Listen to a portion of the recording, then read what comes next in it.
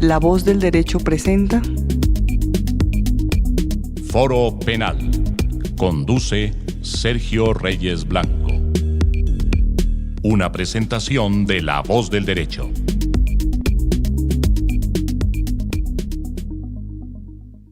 De regreso en La Voz del Derecho, en Foro Penal, hoy de nuevo con la compañía, como es habitual, de la doctora Carolina Gutiérrez de Piñeres, del doctor Daniel Largarcha Torres, de la doctora Ángela Bernal y de la doctora Maite Bayona.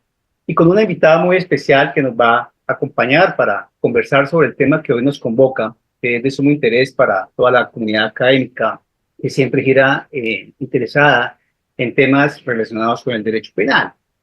Y es la doctora Anita Quintero, también es abogada penalista, y hoy nos acompaña para conversar sobre el enfoque de género en el derecho penal. Un tema de relevancia constante, máxime cuando en las últimas decisiones de la Corte Suprema de Justicia en la Sala de Casación Penal se ha venido abordando de manera muy puntual, particularmente en una reciente sentencia de ponencia del doctor Hugo Quintero. Se establece la necesidad de que los tribunales siempre observen la flexibilización que se debe aplicar en torno al enfoque de género, particularmente cuando estamos en situaciones en donde las mujeres se ven involucradas, sean por parte activa o por parte pasiva. En el caso en concreto que citamos, esta mujer estaba siendo procesada por el delito de homicidio, y se advierte por parte de la Corte un lenguaje inapropiado y unas expresiones bastante descalificantes, no propias del lenguaje técnico del derecho penal, para referirse a ciertas situaciones en torno a los aspectos fácticos que rodearon la investigación. De allí que surge el interés nuevamente de conversar sobre esta temática, máxime cuando la tendencia mundial ha sido pues a tener el enfoque de género como un aspecto y como un factor que debe ser siempre observado en aras de contribuir en la no discriminación por aspectos de género, y particularmente en lo que tiene que ver con el tratamiento de la mujer.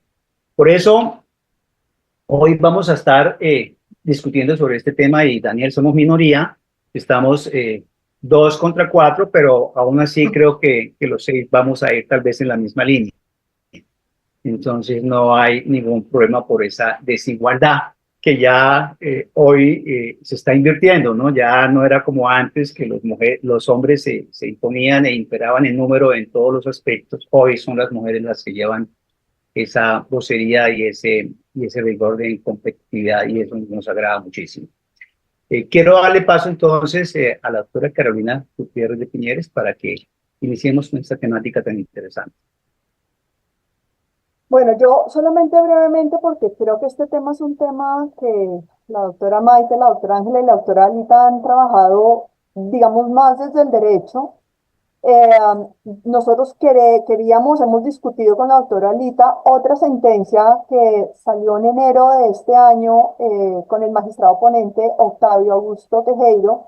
Solamente quiero decir lo que él señala, y que creo que es un debate importante, y es que cuando se mira la perspectiva de género, él propone que muchas veces se presume que la parte débil se encuentra en desventaja dentro de una relación de poder, y en este caso que era la demandante mujer, y lo que invita a esta sentencia y este magistrado es a revisar esta perspectiva de género considerando el género, no que digamos que la parte vulnerable siempre es el hombre, siempre es la mujer, o puede ser el hombre. Inclusive hay que pensar que no podemos ver esto solamente desde la perspectiva de una relación de pareja donde hay constituida por hombre y mujer, sino constituida por 2 mujeres o 2 hombres, y aquí la visión tiene que ampliarse un poco más, porque estamos muy sesgados hacia ese lado. Entonces siempre asumimos que va a ser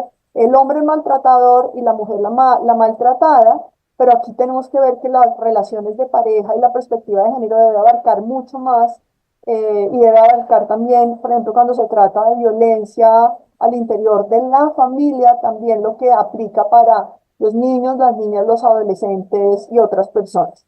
Yo quisiera que la doctora Maite nos contara un poco su perspectiva en este tema y obviamente después todos eh, tendremos nuestra opinión profesional en estos aspectos.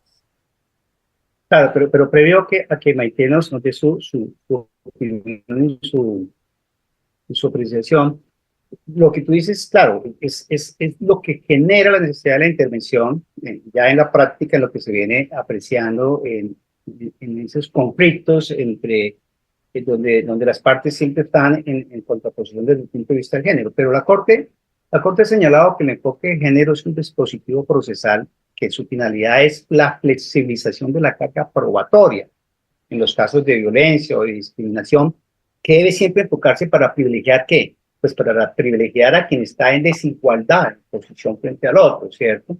Para que las apreciaciones probatorias pues tengan un manejo distinto, se flexibilice, el indicio tenga mayor fuerza, etcétera, etcétera. Entonces, desde el punto de vista procesal, tiene toda una finalidad en concreto.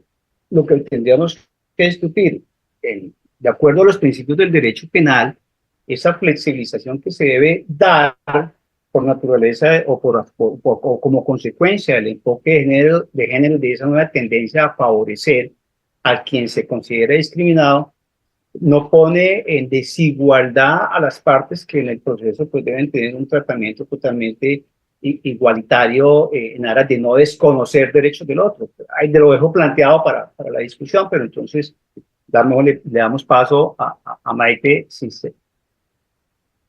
creo que bueno, sí está conectada. Sí, claro, por supuesto, por acá andamos. ¿Cómo estás? Buenos días para todas y para todos. Un placer para mí estar aquí hoy. Los escucho con un poco de eco, pero creo que es mi oficina. Bueno, yo creo que este es un tema muy interesante, no solamente porque, como siempre, es tergiversado desde el punto de vista de la opinión pública, desde el punto de vista de los estrados judiciales, desde el punto de vista de los géneros diversos, y eso pues ha generado una serie de reacciones negativas de cara a la expresión perspectiva de género. Por supuesto, tendremos que distinguir si estamos hablando en términos del derecho internacional de los derechos humanos o en términos del derecho penal. Concretamente, como Sergio lo anunció, pues en este caso vamos a hablar de la aplicación de la perspectiva de género en materia jurídico-penal, sin antes hacer una pequeña precisión, porque precisamente de cara a esta malinterpretación de los conceptos es que se generan las resistencias.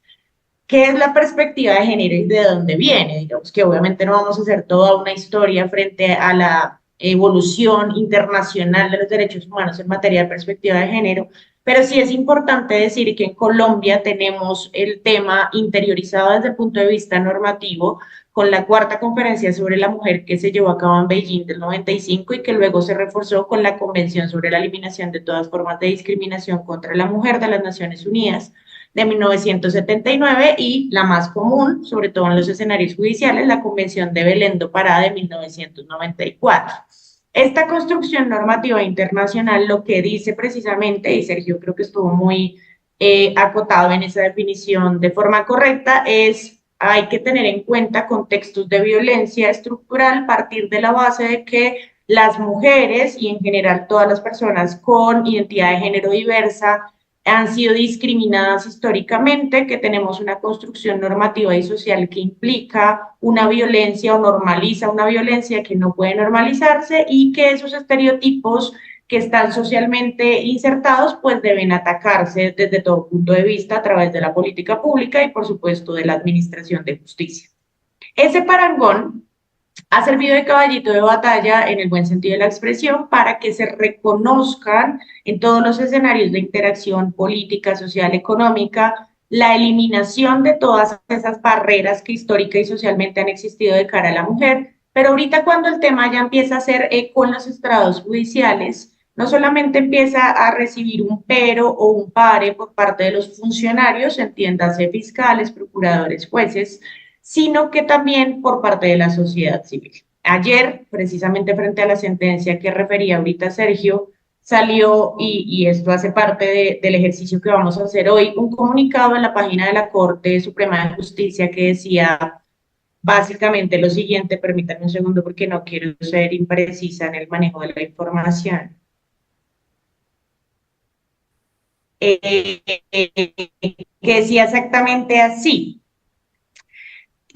Abro comillas, la Sala de Casación Penal de la Corte Suprema J revocó la condena contra una mujer por el homicidio de su esposo y ordenó su libertad. Consideró que la sentencia incurrió en prejuicios y no tuvo en cuenta el enfoque de género, cierro comillas. Claro, cualquier persona que recibe eso con una mala interpretación de lo que es la perspectiva de género dice, ahora las mujeres victimarias que cometen delitos van a salir libres porque los jueces se están tirando a defender su posición. Solamente para precisar, la sentencia le dedica 2 hojas, y eso es mucho al tema de la perspectiva de género, a mi modo de ver, muy bien sopesada porque se refiere, 1, a los estereotipos y 2, al lenguaje sexista y machista que efectivamente utilizó el Tribunal Superior de Pereira, tal como lo dice la Corte en el fallo, para referirse a los temas de perspectiva de género. Entonces, para no extenderme y dejar el tema un poco abierto, creo que se ha malentendido y se ha satanizado un poco, claro, eso hace parte de la resistencia, la expresión perspectiva de género. Creo que su aplicación en los estrados judiciales y en la administración de justicia es indispensable, sobre todo por quienes están llamados a garantizar los derechos de las personas, entiéndase Procuraduría, entiéndase Fiscalía, entiéndase Defensoría. También quiero dejar el stand-by frente a la flexibilización de la carga de la prueba, porque sé que es un tema al que volveremos ahorita, frente al cual, debo decir de entrada, no estoy de acuerdo. Los jueces no pueden hacer una valoración de pruebas que no han sido debidamente allegadas o incorporadas al proceso penal, y en eso soy tajante, porque claramente ahí habría un desbalance frente a la famosa igualdad de armas, principio procesal, o frente al famoso principio de imparcialidad que tiene que regir la actividad judicial. Pero sí, frente a los otros intervinientes procesales, Fiscalía, sin lugar a dudas, tiene que manejar perspectiva de género, Defensoría, Procuraduría también. Y en el ámbito de los escenarios judiciales, sea víctima o victimaria, pues el tema es un tema de discriminación, es un tema de desigualdad. Creo que hay que ampliarlo y no dejarlo solamente para la mujer, y sobre todo pues acotarlo de cara a un procedimiento penal, porque los procedimientos penales tienen implicaciones distintas, discuten asuntos distintos y tienen unas cargas procesales que debemos respetar de cara a la garantía de los derechos fundamentales de partes intervinientes. En estos términos dejaría mi planteamiento inicial, compañeros. Sí, Maite, gracias. Efectivamente, la decisión de Pereira tiene bastantes cosas interesantes. Una, la que mencionaba, de ese lenguaje inapropiado, sobre todo de las expresiones que utiliza, pero también en el aspecto técnico en materia de valoración probatoria. Dada tal vez a ese sesgo, es que incide en ese hierro de apreciación y de valoración que da lugar precisamente a que la Corte revoque la decisión. Pero para seguir conversando sobre este tema tan interesante, quiero escuchar a la doctora Ángela Bernal y posteriormente le damos paso a la doctora Anita para que nos comparta su opinión sobre la materia. Doctora Ángela. Gracias, muchísimas gracias. Feliz de estar con ustedes compartiendo este tema. Siguiendo la misma línea de la doctora Maite, a mí me parece que, digamos, los enfoques diferenciales, es decir, la protección reforzada hacia la mujer requiere un contexto que es necesario probarse. Digamos, yo me quiero centrar un poco en los 3 aspectos que para mí dificultan el tema de la aplicación real en la dinámica del derecho penal y procesal penal del enfoque de género. El enfoque de género, si bien argumentativamente obedece a una denominada, y lo pongo entre comillas, reivindicación histórica con la mujer, la realidad es que los compromisos internacionales adquiridos por Colombia y el ADN que tenemos hoy en materia de discriminación son lo único que tiene que ser el norte. Es decir, no es ser mujer discriminada, ¿sí? Y discriminada por los hombres de hoy, que son los que están en un contexto de igualdad gracias a los derechos que nos hemos venido ganando hace mucho tiempo. Pero no es por lo que hizo mi tatarabuelo, o sea, esa reivindicación histórica, no, ¿sí? Me parece que raya en el discurso que precisamente ha invisibilizado el fenómeno, ¿sí? El fenómeno es que hay una construcción de una sociedad igualitaria y el que hoy la desconozca discrimina. Y al discriminar y hacer un atentado, que en lo penal podríamos concretarlo en un feminicidio o en una violencia intrafamiliar agravada, ¿sí?, por la condición del género, implica claramente que nos hagamos 2 preguntas. Primero, La Administración de Justicia, ¿cómo lo está haciendo para poder determinar y poner en evidencia, es decir, visibilizar el fenómeno dentro del proceso penal? Claramente tiene que ser porque hay dos elementos que tienen que concurrir. Uno, un dolo calificado de la gente que implique necesariamente que estoy persiguiendo a la mujer por ser mujer en la condición de asimetría en la relación de poder y la estoy discriminando, excluyéndola a través de la violencia o violentándola para discriminar. Dos, que no pueda asumirse que ninguna de esas causales procede de manera objetiva o que hay una presunción de que necesariamente por estar una mujer tenga el organismo, llámese fiscalía o juez, que revisar si hay un enfoque de género. No.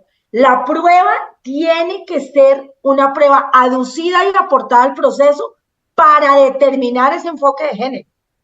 No se puede asumir que por el hecho de ser mujer hay una connotación de presunción sobre el hecho de que tenemos que investigar si hay un enfoque de género. No. Porque caeríamos en el ridículo de esta manera. Si en una violencia intrafamiliar, cuyo agravante, uno de los casos es ser mujer, está la mamá o el papá y castiga a dos hermanos que están peleando, uno es hombre y uno es mujer, en uno desmedidamente, desproporcionadamente, para incurrir en violencia intrafamiliar. En uno sería violencia intrafamiliar tipo básico, en el del hombre, y en el de la mujer agravada. Eso no tiene ningún sentido. La presencia del enfoque de género para que constitucionalmente sea real y sea preciso y se evidencie, tiene que traer la prueba del contexto de la discriminación. Porque de lo contrario, en mi criterio, no solamente hay un atentado contra la dogmática y la tipología que ha permitido traer el enfoque de género en materia penal, sino que adicionalmente se desconoce realmente lo que está pasando. Y es que si yo le doy una presunción al enfoque de género, ya no tengo que probarlo. Y al no tener que probarlo, lo cual además es violatorio del debido proceso, invierte la carga, la prueba, todos los problemas procesales, la realidad frente al fenómeno es que lo estoy volviendo invisible. Porque si ya no lo pruebo, entonces no estoy demostrando que esa mujer, ¿sí?, fue violentada por su condición de ser mujer, por la inequidad que existe en una relación X que implicó o el feminicidio o una violentación de sus derechos fundamentales como mujer.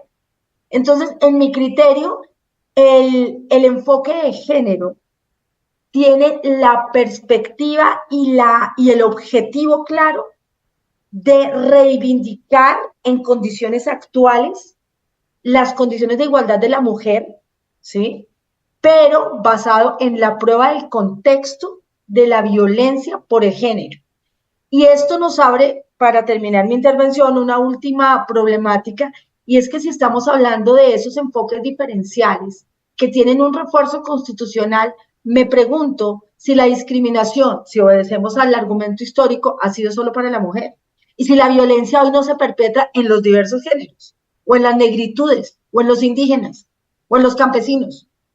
Entonces, digamos que ahí hay una situación que ha implicado que no estemos frente a la novedad de otros aspectos que van a generar necesariamente una discusión seria sobre los enfoques diferenciales. Eso era lo que quería decir. De acuerdo con la línea que planteas. Y ahí hay algo muy interesante, y es que el enfoque de género no se puede convertir en un pretexto para favorecer, poniendo en desigualdad a la contraparte. Ese es el riesgo que se puede correr en el proceso. Quisiera escuchar a la doctora Anita y luego al doctor Daniel.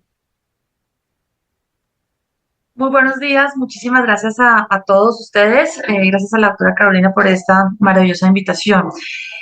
Bueno, en efecto, mi intervención va concentrada como analizar los fenómenos históricos, y es que claramente la mujer ha tenido unos momentos históricos de sumisión, de vulneración, de maltrato, de restricción de sus derechos, de tener propiedad individual, de votar, y esa construcción de esos derechos fue a través de los fenómenos sociales de mujeres valientes que se atrevieron a buscar la conquista de la igualdad en derechos a los que los hombres ostentaban, pero para las mujeres no era asequible, de tener un propio patrimonio, disponer abiertamente de su dinero. Esas son cosas muy graves que históricamente le ocurrieron a las mujeres. A raíz de estos fenómenos y de estas luchas se logró esa igualdad. Y lógicamente, para compensar de alguna manera estos antecedentes de la sociedad en la desmejora o desigualdad de sus derechos, pues se establecieron algunos protocolos. ¿En qué momento surge para nuestro país el más importante? A partir de la entrada en vigencia de la ley 248 del 95, que adopta el Convenio Internacional Belén do Pará. Y a partir de ese protocolo, lo que nuestro Estado dice es, este Estado va a velar por prevenir, sancionar y erradicar la violencia contra la mujer. Y también particularmente que el Estado en su administración, y esto es muy importante, en el Estado en su comportamiento, en su regir, garantice que va a haber una protección por parte institucional a la mujer y a velar porque esto no ocurra, por la prevención, la sanción y la erradicación de toda forma de violencia. Así que es una manera en la que nuestro Estado y en esta parte la administración de justicia debe comprometerse a que en el trato que se le da a la mujer, en el ejercicio estatal, va a garantizar esto. Y hasta ahí estoy completamente de acuerdo. Sin embargo, ahí voy a un punto que dijo la doctora Ángela Bernal. Los fenómenos sociales son dinámicos y son supremamente rápidos. Y lo que ha ocurrido en el planeta del 95, del año 95 a hoy, son unas transformaciones a una velocidad impresionante. Transformaciones sociales que han revolucionado tan rápido que ahora ya esto que estaba en aplicación, que está hoy en aplicación, se ha transformado. O sea, la dinámica de la sociedad es más evolucionada que la dinámica del derecho. Entonces, ¿qué ocurre? Que ahora ya no hay solamente una perspectiva de género desde el punto de vista de la mujer. Voy a decir algo acá, que esto es muy sensible y ha generado en algunos otros escenarios como un cierto rechazo a mi opinión, pero es mi postura. Yo soy una crítica severa de esa perspectiva de género mal interpretada o indebidamente aplicada, en la que, como lo dijo la doctora Ángela, por el hecho de ser mujer, básicamente hay una presunción de responsabilidad frente al presunto agresor. Y eso vulnera radicalmente los derechos humanos. Los derechos humanos son de todos los humanos, de nuestra especie, sin distingo de género, si eres mujer, hombre o de las preferencias, que vamos a hablar ahora a continuación de eso.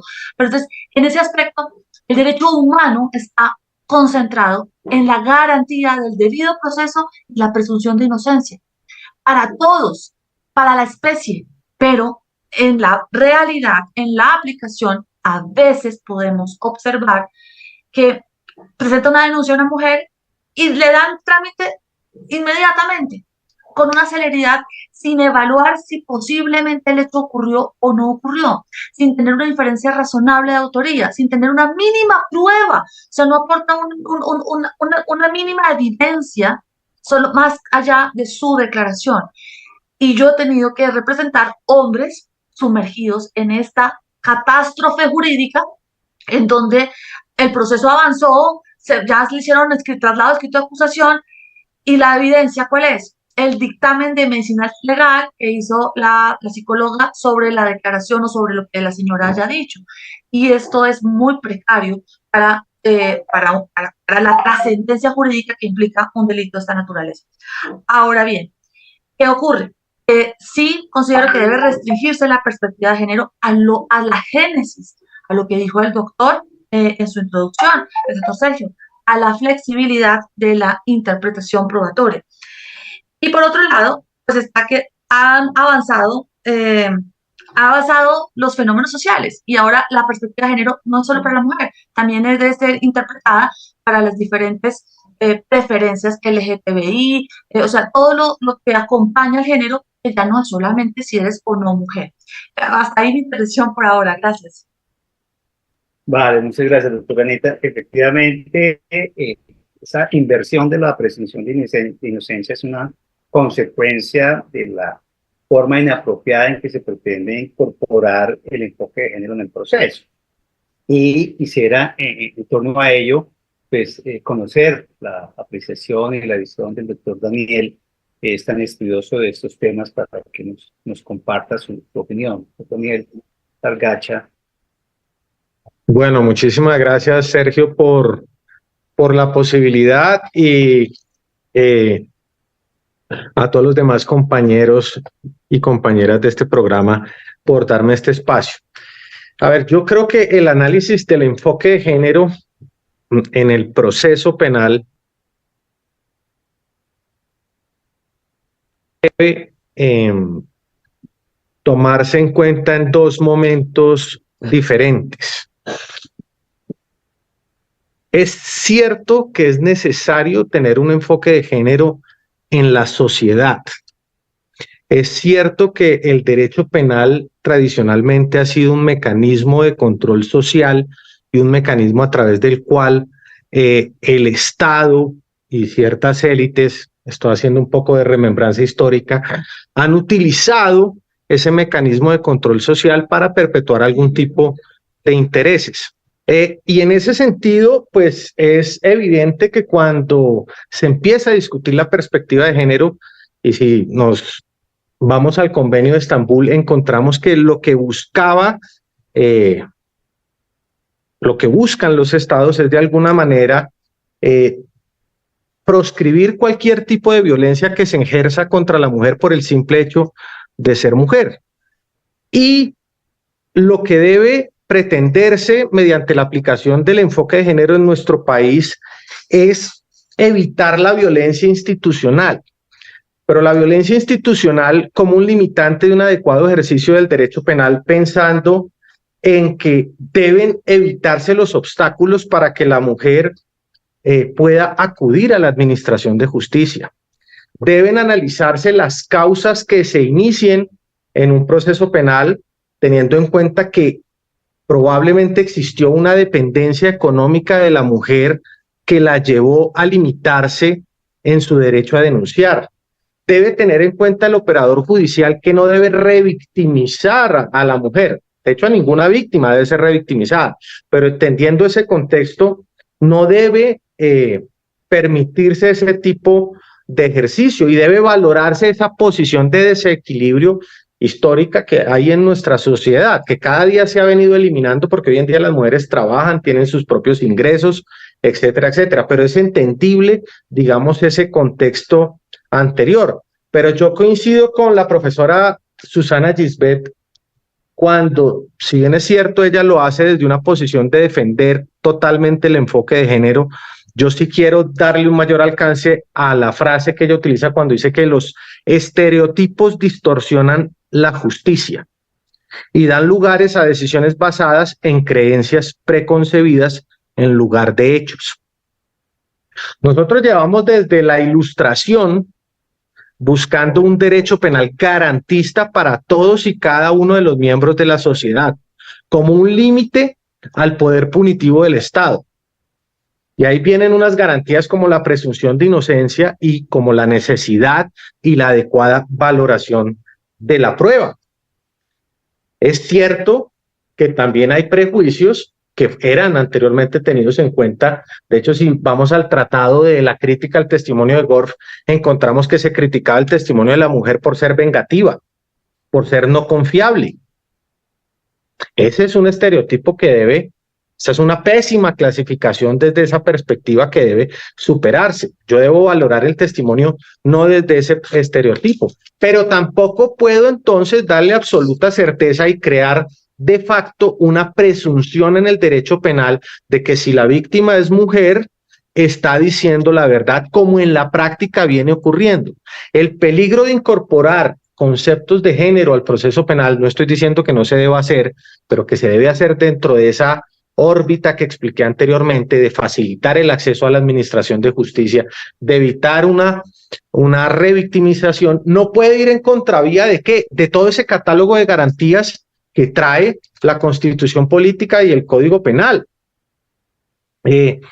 Hay tres aspectos básicos que yo creo, y ya para cerrar, que se deben tener en cuenta.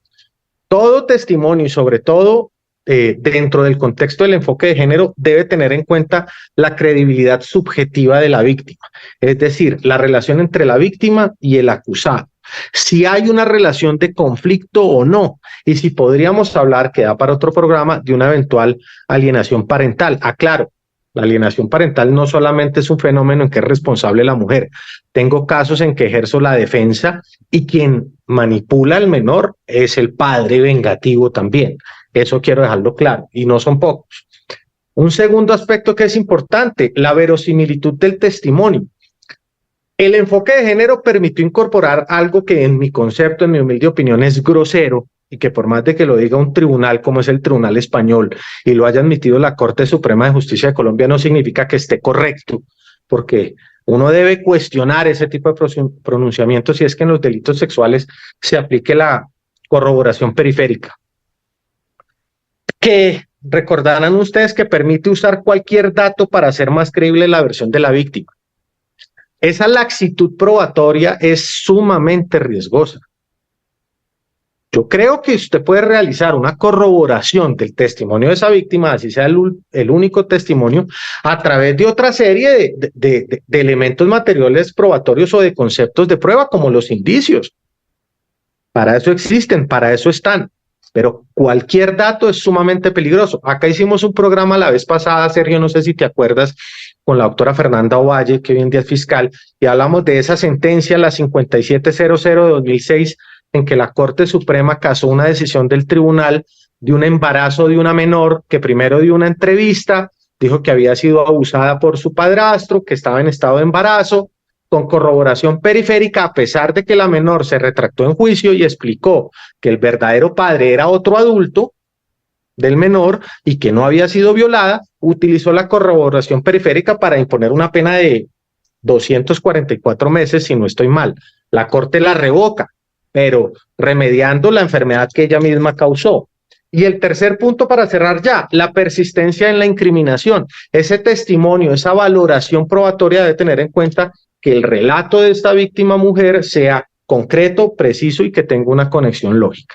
No por ello quiero criticar la exigencia o la existencia del enfoque de género, creo que es necesario, pero desde esa perspectiva preproceso para garantizar el inicio del proceso penal, que lo pueda iniciar la mujer tranquilamente, que se proteja esa condición de víctima adecuadamente quien trae una situación de violencia crónica, pero que eso no puede solventar la necesidad de la prueba. Sí, efectivamente, yo creo que todos coincidimos y estamos en esa línea de la importancia del reconocimiento del enfoque de género, pero sin, digamos, afectar los derechos del otro. Y es tal vez el riesgo que se corre en el proceso penal, y por eso tal vez quisiera apuntar para los minutos que nos quedan, enfocar el análisis en ese sentido. Estamos de acuerdo en la importancia del enfoque de género para contribuir, como lo expresaba la doctora Anita, en esas conquistas que se han venido dando a través del tiempo por el reconocimiento de los derechos de la mujer, para evitar su discriminación, etcétera, etcétera. Pero también, digamos que ello no puede convertirse en un instrumento para desconocer el derecho del otro. Y es el riesgo que se corre cuando se crean lineamientos para la aplicación del enfoque de género en el proceso penal. Es decir, cómo evitar que se vaya a generar, digamos, un desequilibrio en las cargas procesales con el argumento de dar prioridad o de, en la aplicación del enfoque de género, darle un mayor valor o una mayor apreciación desde el punto de vista, entre comillas, de flexibilización de la carga, pues a las pruebas que aporte la mujer que está involucrada en todo el proceso. Entonces, ese desequilibrio que es evidente, si tenemos en cuenta los riesgos que se han venido advirtiendo en el proceso, de manera genérica, cuando estamos frente a situaciones en donde se plantea el enfoque de género, ¿cómo hacerlo, digamos, equilibrado? ¿Cómo lograr ese equilibrio? ¿Cómo no permitir que con el argumento del enfoque de género se incurra en estos despropósitos? Porque se advierte en la sentencia que se citaba y que hizo alusión Maite, de cómo un tribunal, ni siquiera es un juzgado de primera instancia, un tribunal, que uno entiende que el tribunal pues, tiene un mayor rigor en cuanto a quienes forman parte del mismo, tienen una mayor experiencia, formación y criterios a efectos de evitar esos riesgos. Y estábamos advirtiendo cómo un tribunal, y no solo acá en Colombia, lo hemos visto en España con todos estos fenómenos que se han venido dando a través de los delitos sexuales allí, en donde el maltrato a la mujer y el sesgo es totalmente reprochable desde el punto de vista, porque no cabe hoy día la concepción del derecho que por estos aspectos se vaya a generar una línea que desconozca la realidad y que desconozca el mismo derecho en sí. Entonces, ¿cuál sería la dinámica o cuál sería la mecánica para que dentro del proceso penal no lleguemos a esos riesgos? Yo sé si iniciamos con la doctora Anita.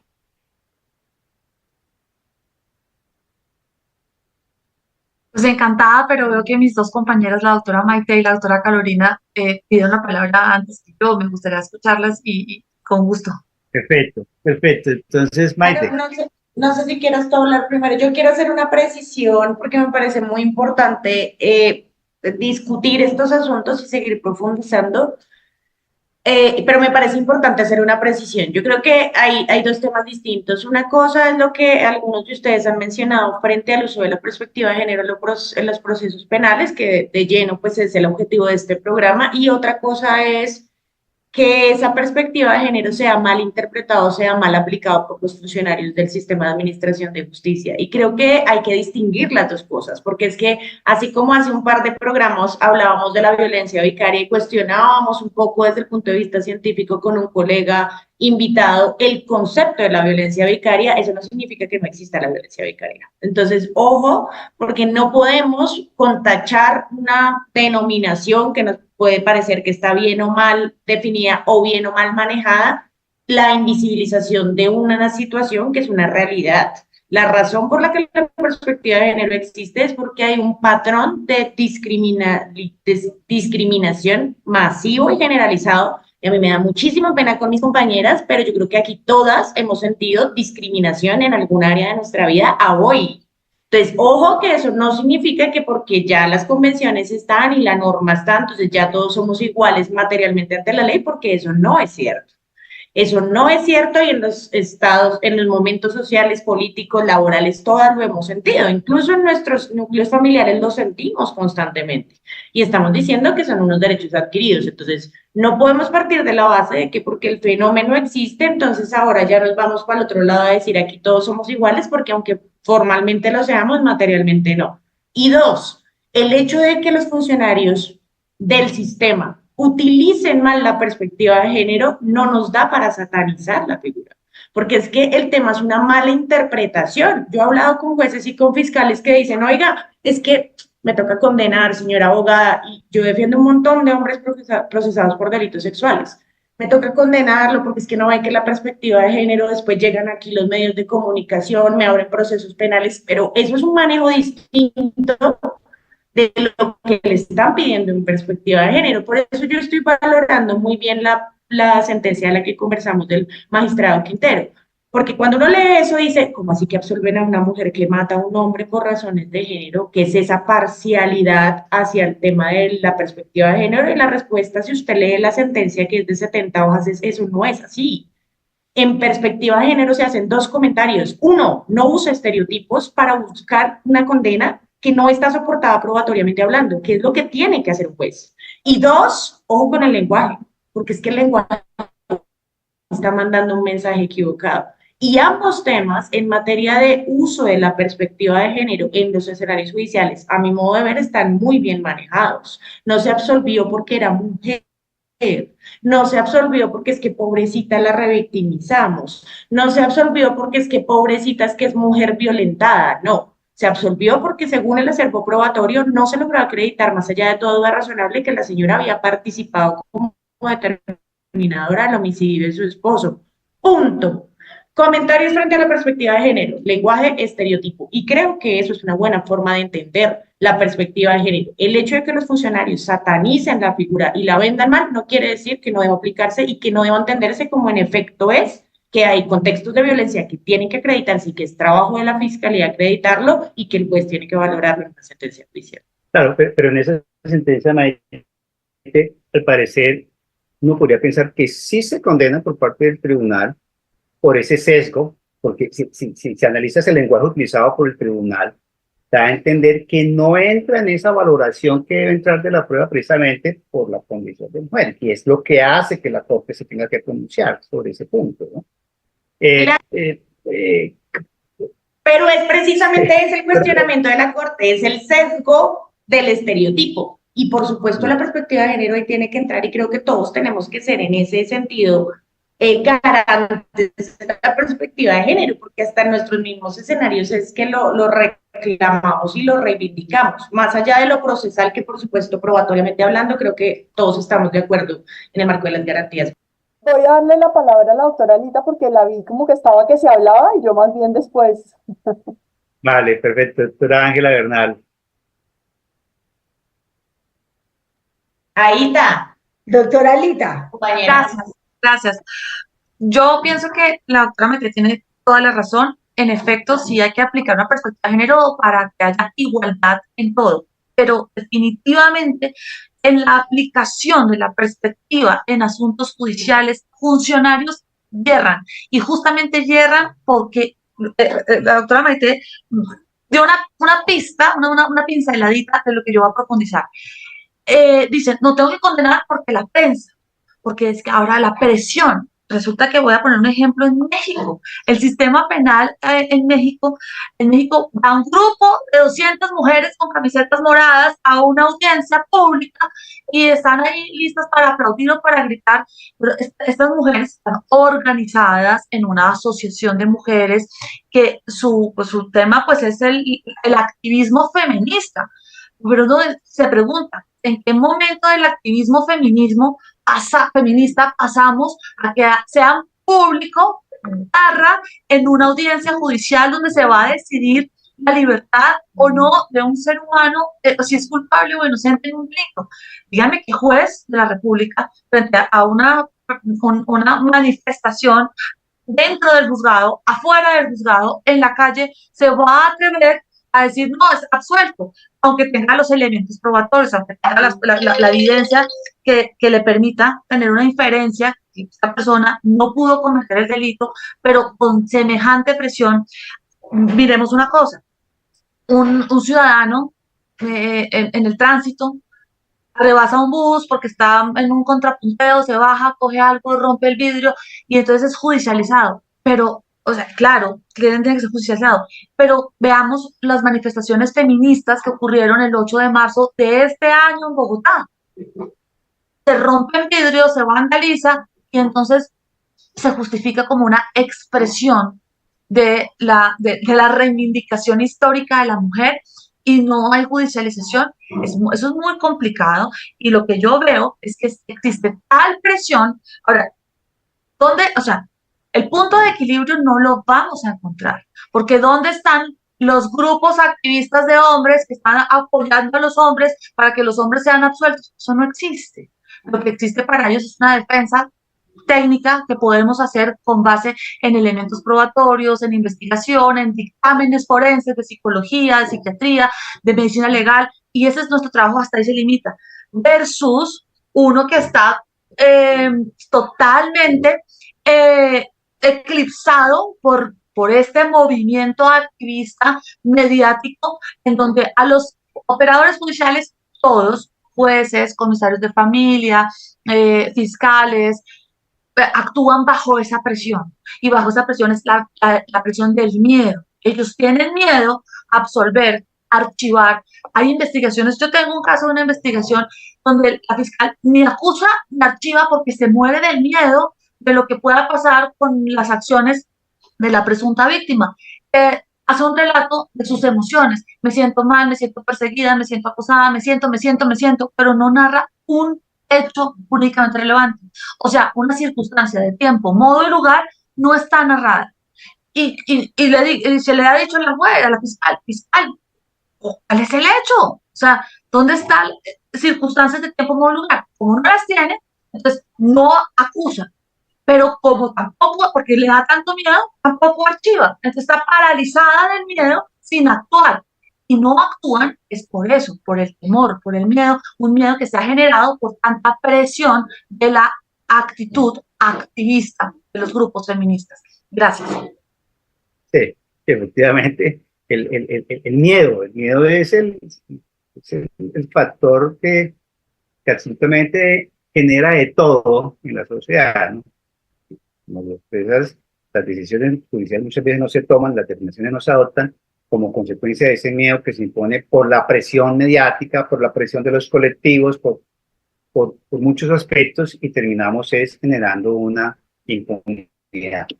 Pero quisiera, previo a entrar a hacer consideraciones, escuchar a la doctora Ángela Bernal y al doctor Daniel sobre este aspecto del manejo procesal que debemos adoptar en torno al enfoque de género para no caer en imprecisiones.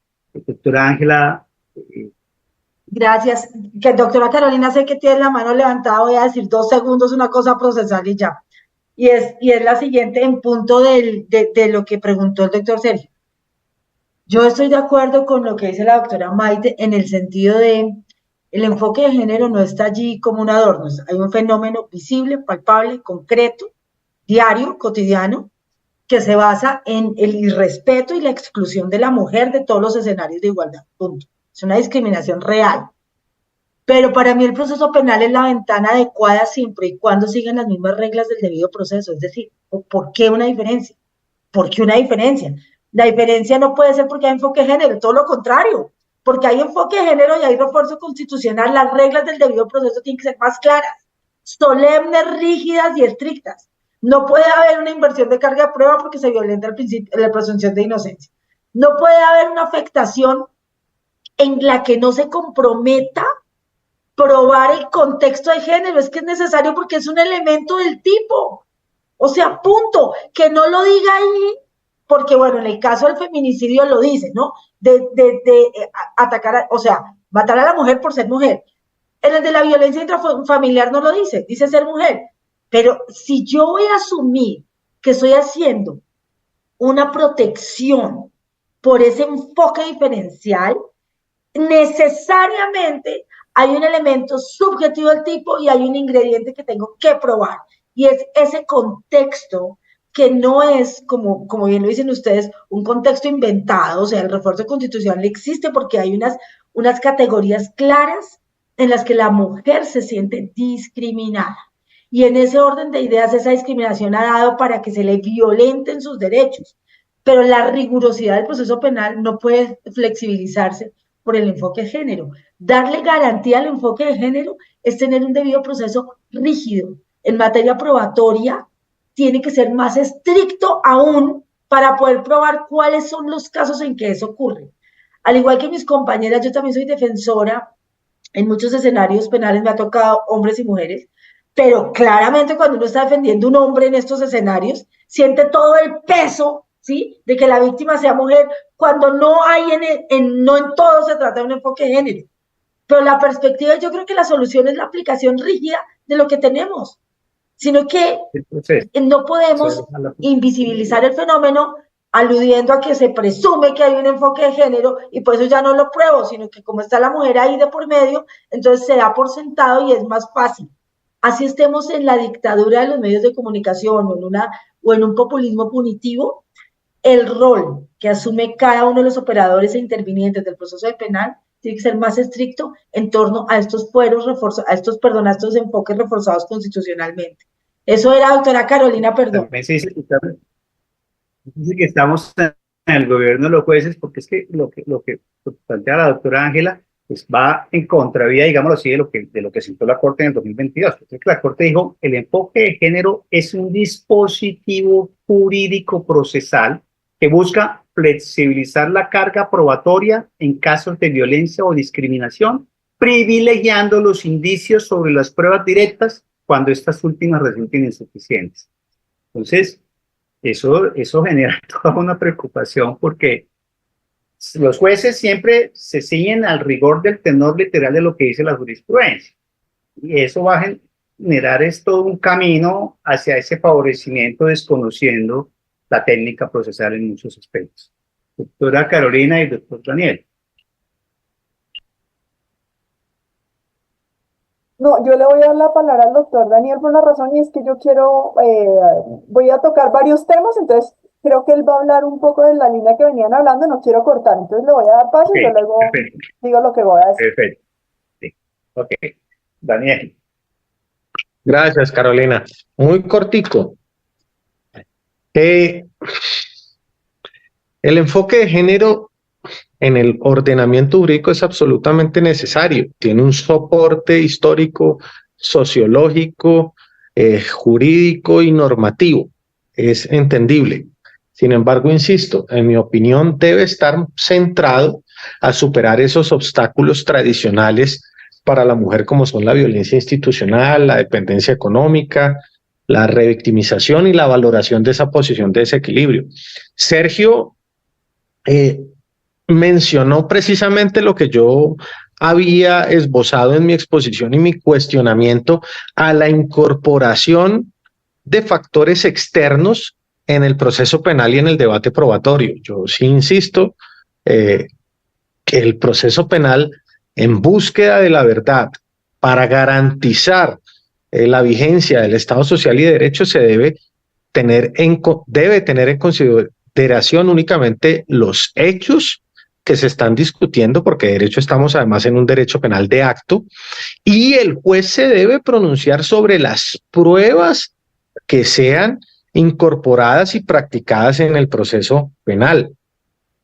Esa flexibilización de la carga probatoria que permite incorporar la Corte o que incorpora la Corte en el proceso penal en atención al enfoque de género es igual de cuestionable a lo que sucede, por ejemplo, en los delitos tributarios con la inversión de la carga de la prueba, que si bien la Corte trata de disfrazar esa inversión que realizan los delitos tributarios, en la práctica ocurre como tal. Yo no puedo desconocer que si no hay una prueba o un indicio que establezca una responsabilidad, pues no puedo condenar. Y llegar yo a afirmar que puedo desconocer pruebas directas en atención a un indicio es un descalabro desde el punto de vista probatorio. Ahora bien, yendo a la famosa sentencia que mencionaba y que aclaraba Maite de los alcances que tiene y el cuestionamiento que hace la Corte al tribunal y que absuelve precisamente es porque no existían elementos materiales probatorios para condenar. Desde esa perspectiva es magnífico y es valioso. Pero yo creo que el regaño al tribunal ni siquiera debe ser desde el punto de vista del enfoque de género. El Código Penal y el Código de Procedimiento Penal tienen dos principios rectores muy claros, que son la dignidad humana y la lealtad procesal. Y si el tribunal no está respetando el principio rector que establece que todos los intervinientes en el proceso penal deben ser tratados en atención a su dignidad y a su condición de seres humanos, pues debe regañarlos, pero no era necesario acudir a un enfoque de género. Si yo trato mal a un sujeto procesal, sea hombre o mujer, estoy violentando el principio rector de la dignidad humana. Punto. La concepción del enfoque de género debe establecerse, como mencioné, frente a esos otros aspectos. Yo el proceso penal lo tengo que decidir es con pruebas. Punto. Gracias. Vale, Daniel, gracias. Carolina. Bueno, yo voy a empezar por lo último que dijo el doctor Daniel, que tomé varios apuntes, pero voy a empezar por lo último, y es que siento, ustedes saben todos que soy psicóloga forense, pero pues en esto he tenido que aprender un montón de derecho, y siento que cuando se juzga a un hombre con perspectiva de género, para mí se está haciendo un sistema penal de autor y no de acto, porque no se mira al acto sino a la persona. Entonces, cuando yo digo, como es mujer y denunció a su pareja hombre, entonces ya lo condeno, y entonces, pues tanta pelea sobre el derecho penal de autor y de acto, ¿para qué si ya estamos condenando? Entonces por ahí quería empezar. yo no voy a entrar como a discutir, quiero tomar varios temas que creo que con los que quiero invitar al debate posterior y la reflexión. Luego, creo que hay una falta de preparación de los que aplican el derecho frente al enfoque de género. O sea, no hay, esto nos lleva a pensar que no hay como unos criterios para aplicar el enfoque de género. O sea, tienen que aplicarlo, ustedes verán cómo hacen, y sí siento que falta una conciencia de mi responsabilidad cuando yo quiero aplicar la perspectiva de género.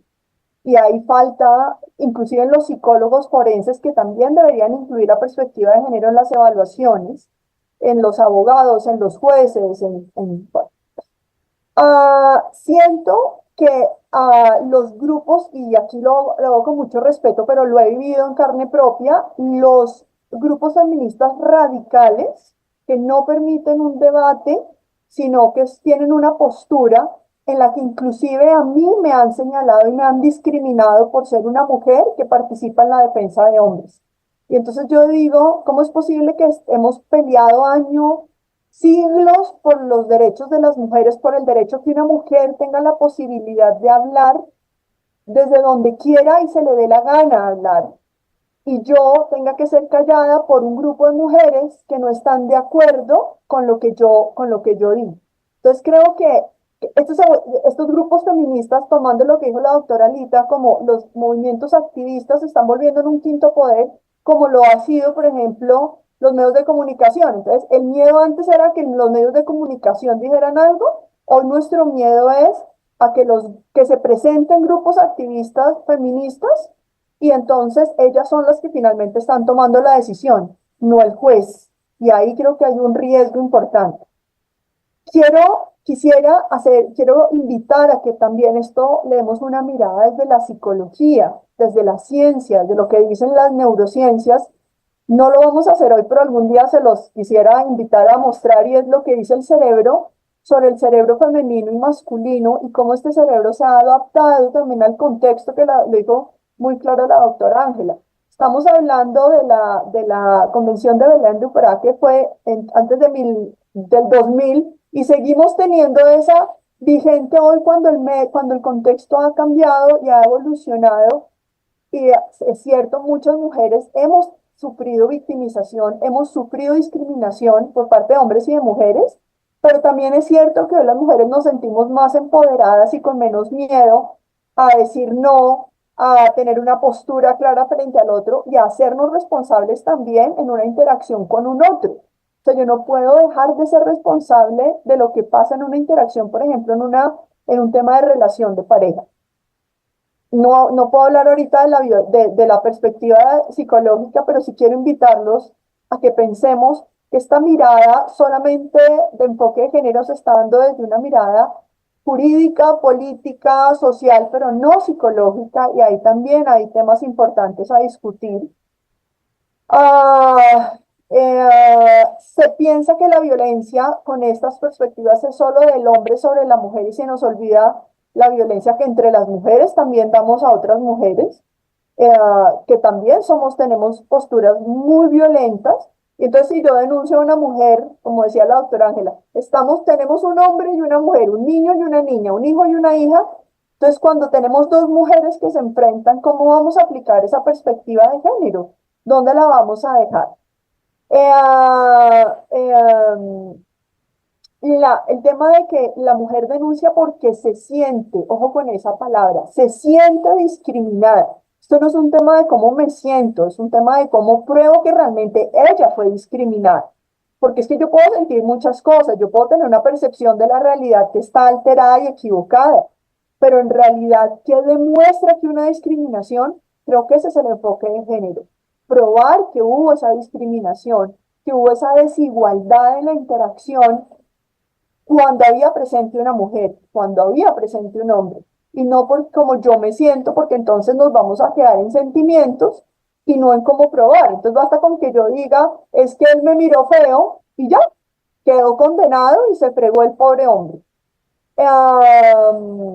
El tema de la flexibilidad creo que es importante, y yo ahí sí quiero tener un punto a favor de este enfoque un poco y es que yo sí creo un poco en la flexibilidad, porque muchos casos de violencia contra la mujer ocurren en ámbitos privados donde la mujer lo único que tiene para probar es su experiencia, no su sentir, sino su experiencia frente a la violencia que sufrió.